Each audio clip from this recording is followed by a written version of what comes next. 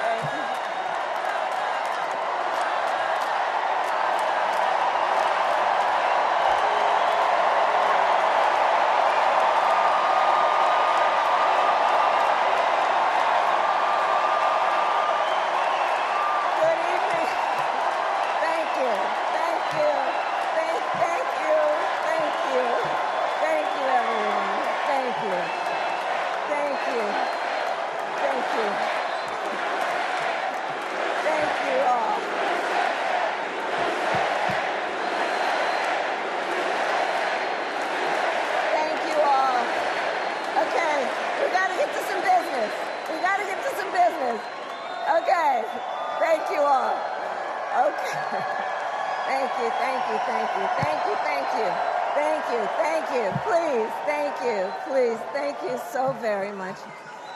Thank you, everyone. Thank you, everyone. Thank you. Okay, let's get to business. Let's get to business. All right.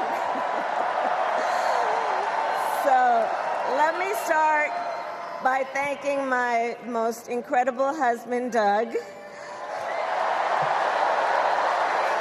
for being an incredible partner to me, an incredible father to Cole and Ella. And happy anniversary, Dougie. I love you so very much. To our President, Joe Biden. When I think about the path that we have traveled together, Joe, I am filled with gratitude. Your record is extraordinary, as history will show, and your character is inspiring. And Doug and I love you and Jill and are forever thankful to you both.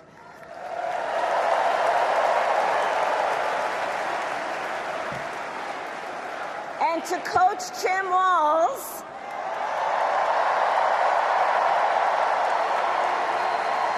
you are going to be an incredible vice president.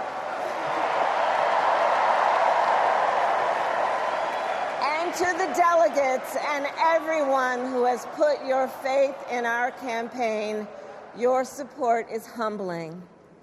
So, America, the path that led me here in recent weeks was no doubt unexpected. But I'm no stranger to unlikely journeys. So, my mother, our mother, Kamala Harris, had one of her own. And I miss her every day, and especially right now. And I know she's looking down smiling. I know that. So my mother was 19 when she crossed the world alone, traveling from India to California with an unshakable dream to be the scientist who would cure breast cancer. When she finished school, she was supposed to return home to a traditional arranged marriage. But as fate would have it, she met my father, Donald Harris, a student from Jamaica. They fell in love and got married, and that act of self-determination made my sister Maya and me. Growing up, we moved a lot. I will always remember that big Mayflower truck packed with all our belongings, ready to go to Illinois, to Wisconsin, and wherever our parents' jobs took us. My early memories of our parents together are very joyful ones. A home filled with laughter and music, Aretha, Coltrane, and Miles. At the park, my mother would say, "Stay close." But my father would say, as he smiled, "Run, Kamala, run. Don't be afraid. Don't let anything stop you."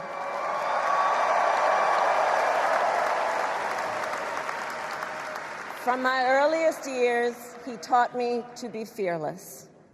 But the harmony between my parents did not last. When I was in elementary school, they split up, and it was mostly my mother who raised us.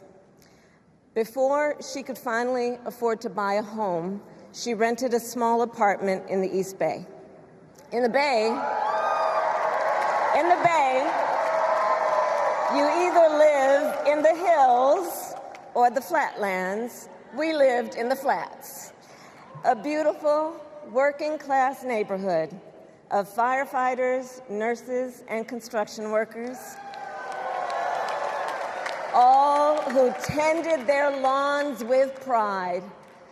My mother, she worked long hours, and like many working parents, she leaned on a trusted circle to help raise us. Mrs. Shelton, who ran the daycare below us and became a second mother. Uncle Sherman, Aunt Mary, Uncle Freddie, Auntie Chris, none of them family by blood, and all of them family by love.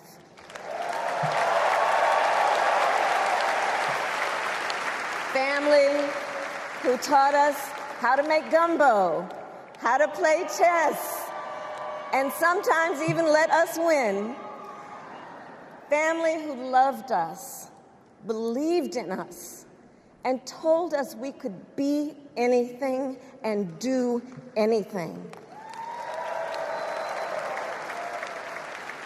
They instilled in us the values they personified: community, faith, and the importance of treating others as you would want to be treated, with kindness, respect, and compassion.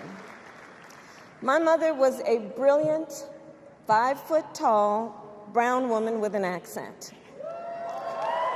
And as the eldest child, I saw how the world would sometimes treat her. But my mother never lost her cool. She was tough, courageous, a trailblazer in the fight for women's health, and she taught Maya and me a lesson that Michelle mentioned the other night. She taught us to never complain about injustice, but do something about it. Do something about it. That was my mother. And she taught us, and she also taught us, and never do anything half-assed. And that is a direct quote. A direct quote. I grew up immersed in the ideals of the civil rights movement.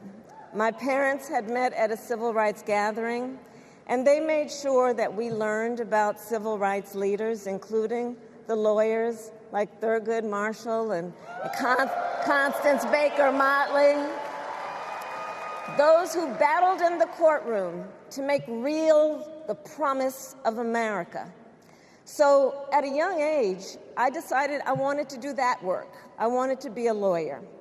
And when it came time to choose the type of law I would pursue, I reflected on a pivotal moment in my life. You see, when I was in high school, I started to notice something about my best friend, Wanda. She was sad at school, and there were times she didn't want to go home. So one day I asked if everything was all right, and she confided in me that she was being sexually abused by her stepfather.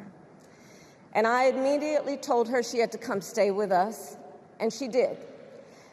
This is one of the reasons I became a prosecutor, to protect people like Wanda, because I believe everyone has a right to safety, to dignity, and to justice.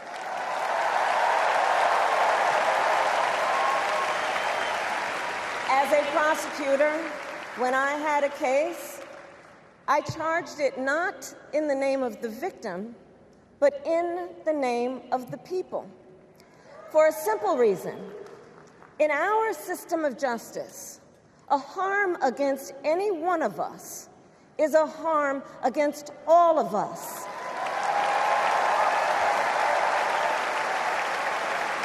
And I would often explain this to console survivors of crime, to remind them no one should be made to fight alone. We are all in this together. And every day in the courtroom, I stood proudly before a judge and I said 5 words: Kamala Harris for the people.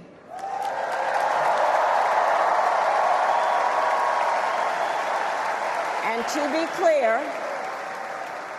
to be clear, my entire career, I've only had one client, the people.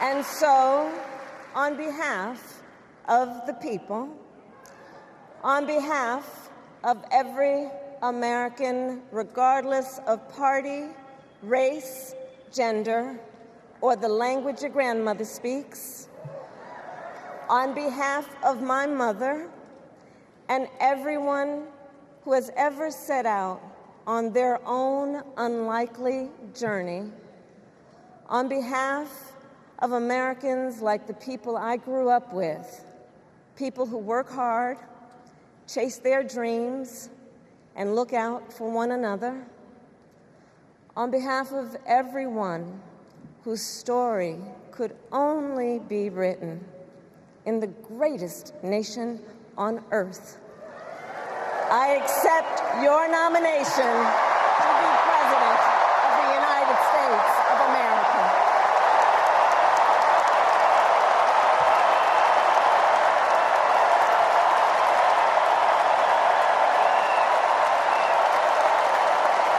And with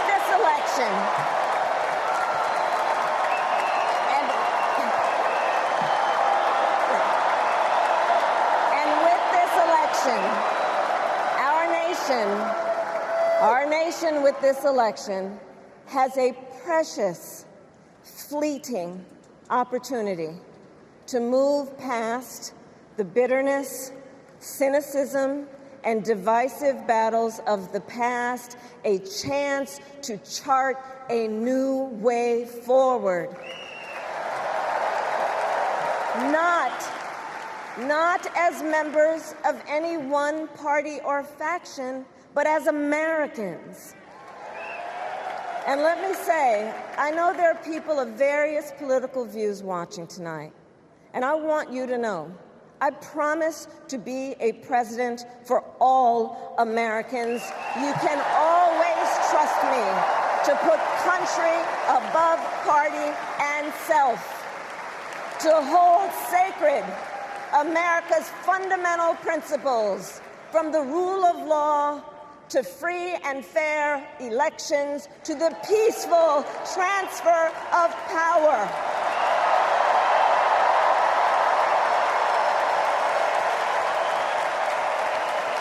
I will be a president who unites us around our highest aspirations, a president who leads and listens, who is realistic, practical, and has common sense, and always fights for the American people.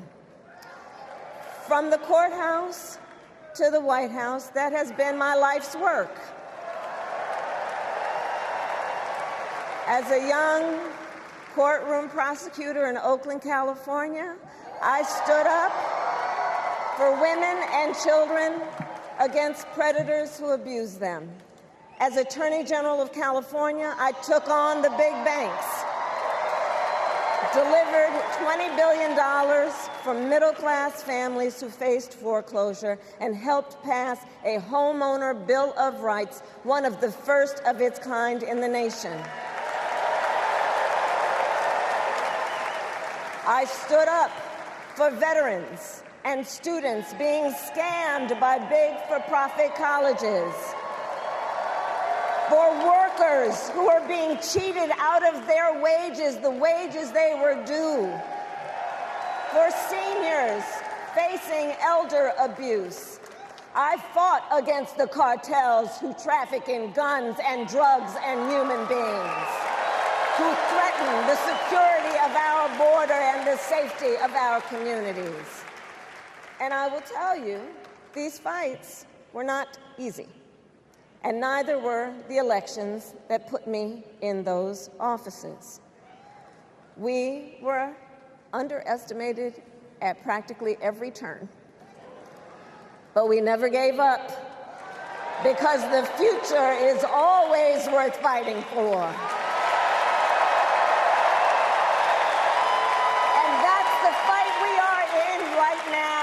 A fight for America's future.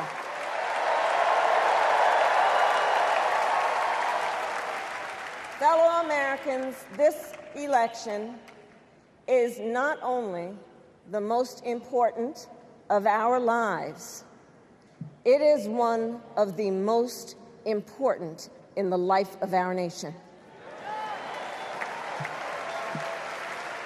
In many ways, Donald Trump is an unserious man. But the consequences of putting Donald Trump back in the White House are extremely serious. Consider not only the chaos and calamity when he was in office, but also the gravity of what has happened since he lost the last election. Donald Trump tried to throw away your votes. When he failed, he sent an armed mob to the United States Capitol, where they assaulted law enforcement officers. When politicians in his own party begged him to call off the mob and send help, he did the opposite. He fanned the flames. And now, for an entirely different set of crimes, he was found guilty of fraud by a jury of everyday Americans, and separately found liable for committing sexual abuse. And consider what he intends to do if we give him power again. Consider his explicit intent to set free violent extremists who assaulted those law enforcement officers at the Capitol. His explicit intent to jail journalists, political opponents, and anyone he sees as the enemy. His explicit intent to deploy our active duty military against our own citizens. Consider the power he will have, especially after the United States Supreme Court just ruled that he would be immune from criminal prosecution. Just imagine Donald Trump with no guardrails, and how he would use the immense powers of the presidency of the United States, not to improve your life, not to strengthen our national security, but to serve the only client he has ever had, himself.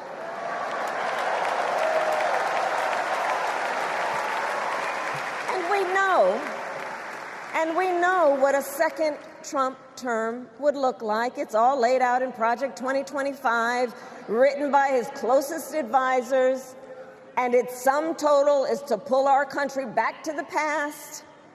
But America, we are not going back. We are not going back. We are not going back.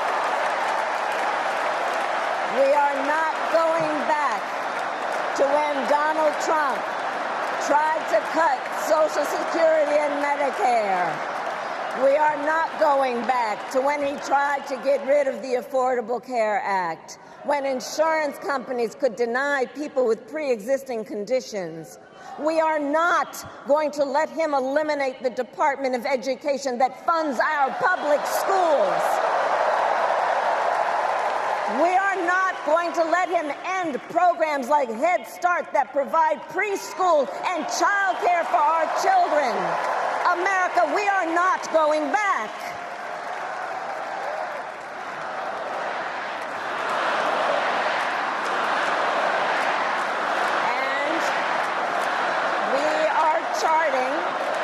And we are charting a new way forward. Forward to a future with a strong and growing middle class, because we know a strong middle class has always been critical to America's success. And building that middle class will be a defining goal of my presidency.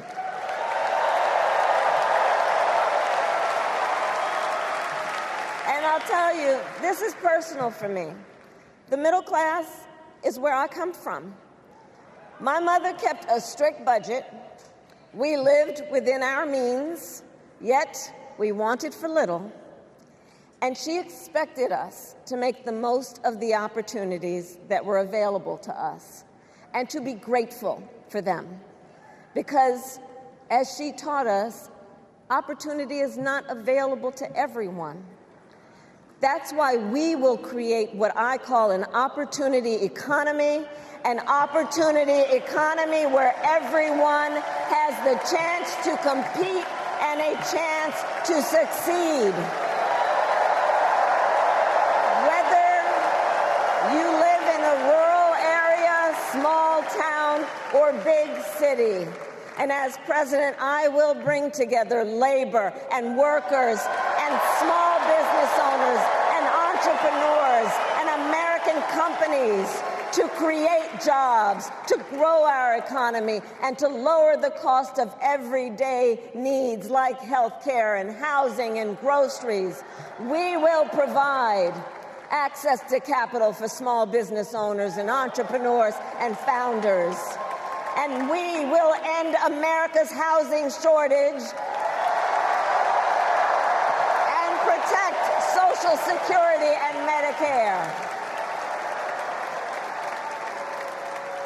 Now compare that to Donald Trump, because I think everyone here knows he doesn't actually fight for the middle class.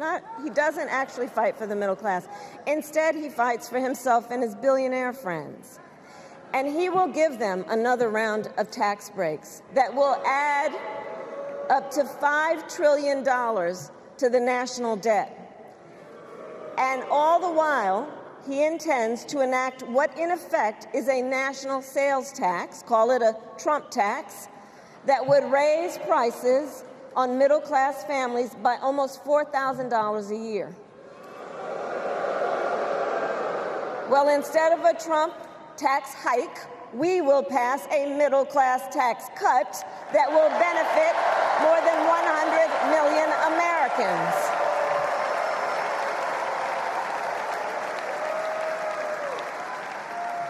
Friends, I believe America cannot truly be prosperous unless Americans are fully able to make their own decisions about their own lives, especially on matters of heart and home. But tonight, in America, too many women are not able to make those decisions. And let's be clear about how we got here. Donald Trump handpicked members of the United States Supreme Court to take away reproductive freedom. And now he brags about it. In his words, quote, "I did it and I'm proud to have done it," end quote. Well, I'll tell you, over the past 2 years, I've traveled across our country, and women have told me their stories. Husbands and fathers have shared theirs. Stories of women miscarrying in a parking lot, developing sepsis, losing the ability to ever again have children, all because doctors are afraid they may go to jail for caring for their patients. Couples just trying to grow their family, cut off in the middle of IVF treatments. Children who have survived sexual assault, potentially being forced to carry a pregnancy to term. This is what's happening in our country because of Donald Trump. And understand, he is not done. As a part of his agenda, he and his allies would limit access to birth control, ban medication abortion, and enact a nationwide abortion ban with or without Congress. And get this, he plans to create a national anti-abortion coordinator and force states to report on women's miscarriages and abortions. Simply put, they are out of their minds.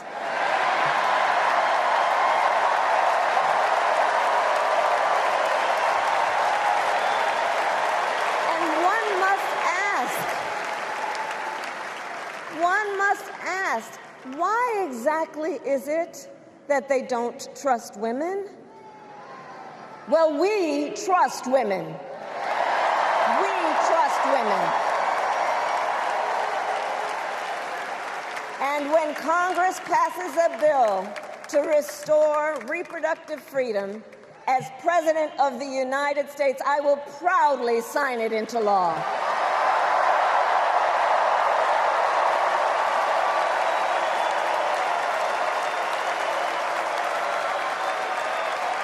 In this election, many other fundamental freedoms are at stake.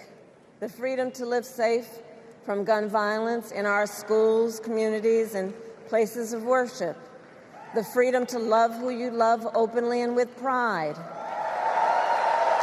The freedom to breathe clean air and drink clean water and live free from the pollution that fuels the climate crisis. And the freedom that unlocks all the others, the freedom to vote. With this election, we finally have the opportunity to pass the John Lewis Voting Rights Act and the Freedom to Vote Act.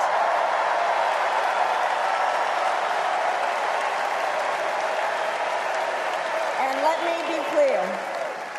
let me be clear. After decades in law enforcement, I know the importance of safety and security, especially at our border.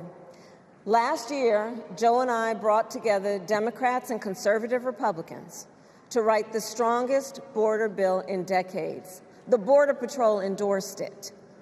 But Donald Trump believes a border deal would hurt his campaign. So he ordered his allies in Congress to kill the deal.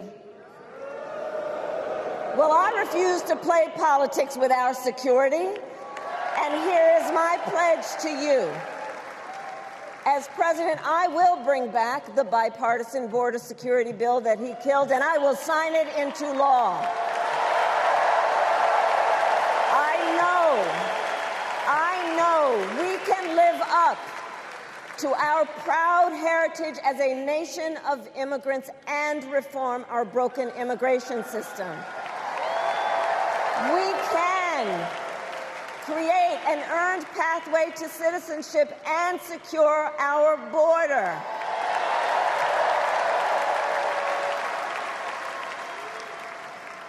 And America, we must also be steadfast in advancing our security and values abroad.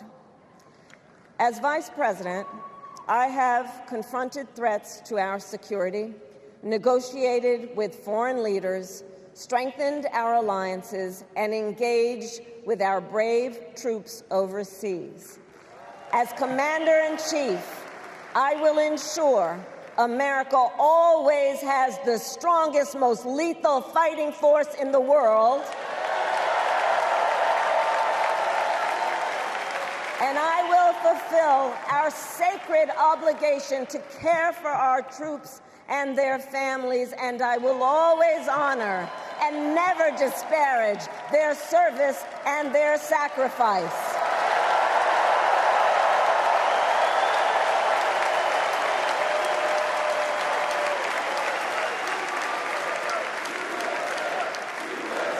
I will make sure that we lead the world into the future on space and artificial intelligence, that America, not China, wins the competition for the 21st century, and that we strengthen, not abdicate, our global leadership.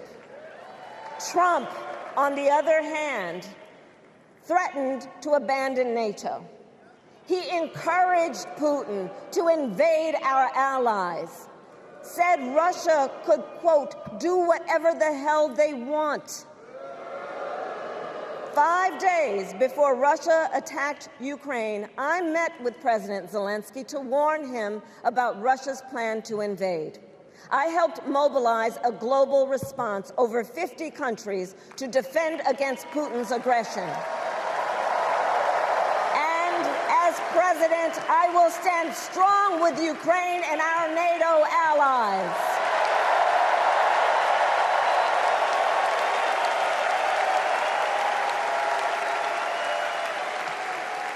With respect to the war in Gaza, President Biden and I are working around the clock, because now is the time to get a hostage deal and a ceasefire deal done.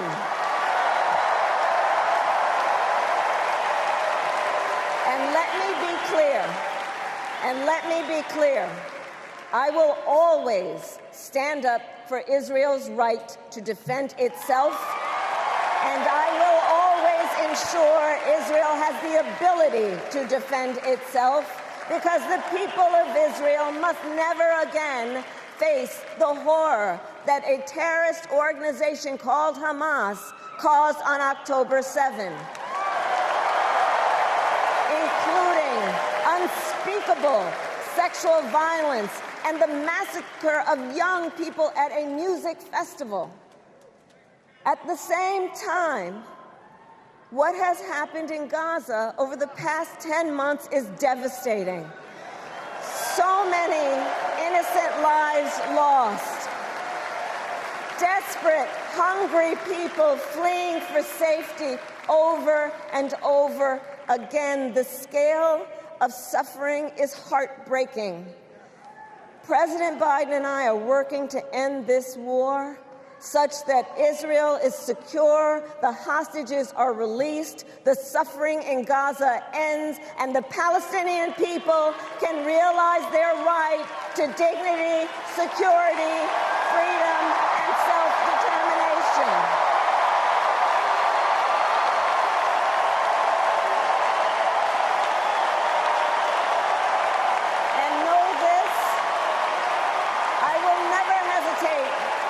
Whatever action is necessary to defend our forces and our interests against Iran and Iran-backed terrorists. I will not cozy up to tyrants and dictators like Kim Jong-un who are rooting for Trump,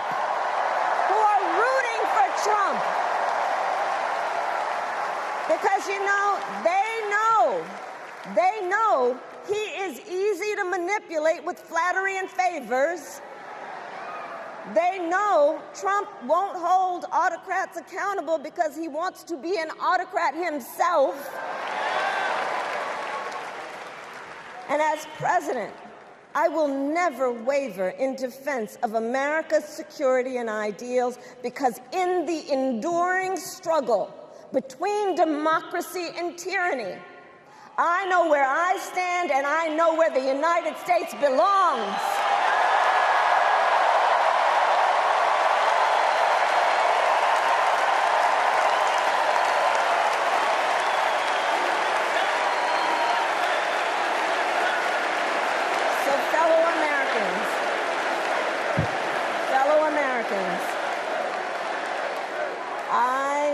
I love our country with all my heart. Everywhere I go, in everyone I meet, I see a nation that is ready to move forward, ready for the next step in the incredible journey that is America. I see an America where we hold fast to the fearless belief that built our nation and inspired the world, that here, in this country, anything is possible, that nothing is out of reach. An America where we care for one another, look out for one another, and recognize that we have so much more in common than what separates us. That none of us has to fail for all of us to succeed. And that in unity there is strength. You know, our opponents in this race are out there every day denigrating America, talking about how terrible everything is. Well, my mother had another lesson she used to teach. Never let anyone tell you who you are. You show them who you are.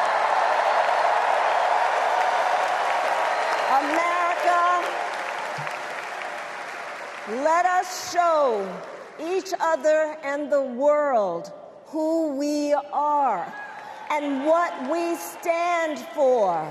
Freedom, opportunity, compassion, dignity, fairness, and endless possibilities.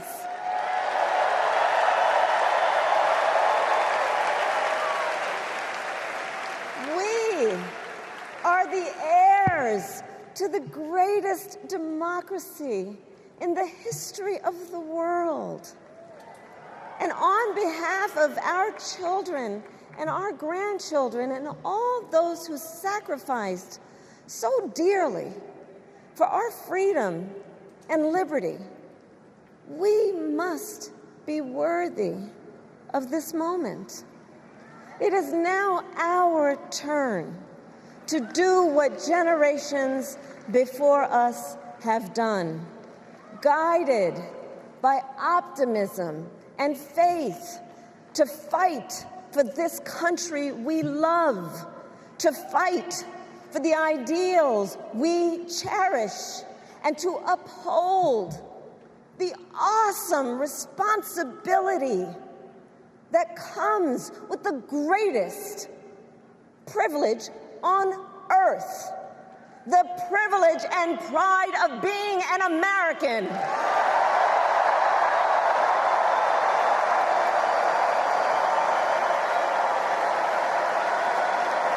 So let's get out there, let's fight for it, let's get out there, let's vote for it, and together, let us write the next great chapter in the most extraordinary story ever told.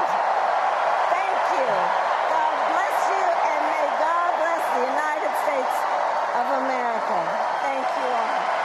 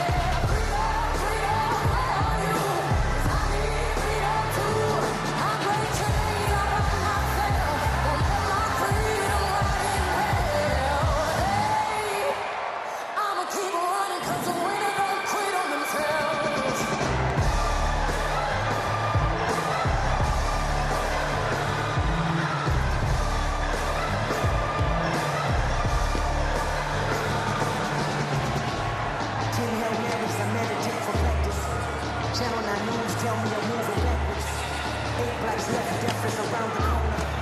7 misleaders, statements by my persona. 6 headlights waving in my direction. 5-4 asking me what's in my possession. Yeah, I keep running, jumping the effortless fire. I just imagine the smoke alarms on the paper for some moment. They clap for me, rap for me, try for me, live for me, breathe for me, see for me, honestly guiding me. I can be more than I gotta be strong for me. Locking me, nation, hypocrisy, going on me, driving me, wicked, my spirit inspiring me like, yeah. Open correctional gates in high desert. Open our minds as we cast away oppression. Open the streets and watch our beliefs. And when they call my name inside the concrete, I pray it forever.